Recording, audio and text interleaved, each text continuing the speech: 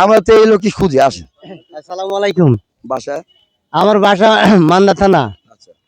আর খলিলুর রহমান 4 নম্বর ওয়ার্ডে চাকরি করতেন, ট্রান্সফার হয়ে গেছে। আমি এসে বললাম, স্যার আমার চা আসুন চাকরি করেন। আমি জীবনে কোনো আসিনি, লাতি খেলেছিলাম, লাতি পঙ্গু। আপনার বাইরে লিখে দিলে আমি করতে পারবো না পরীক্ষা। শেষমেশ যে কোনো একটা ইন্টারনি ডাক্তার আমাকে লিখে দিচ্ছে ভিতরে, ভিতরে লিখে দিয়ে না ওষুধ লয় সবগুলো পরীক্ষা। কিছু হয়েছে কিছু হয়নি কো। তা আমাকে বারবার টানাটানি করলো, আরে কর্মচারীরা কি দালাল জানি না, বাইরে জমা করতে হবে। এর মানাটা কি?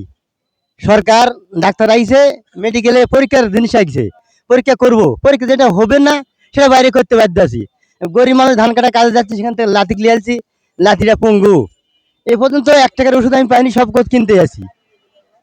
তাহলে এই বিষয়টা কি, যে বাইরে আমি পরীক্ষা করতে যাব, বাইরে গেলে 2-3 হাজার টাকা লাগবে, তাহলে সরকারি আমার কেন চিকিৎসা হয় না? আমার এটা দাবি। আচ্ছা, আপনাকে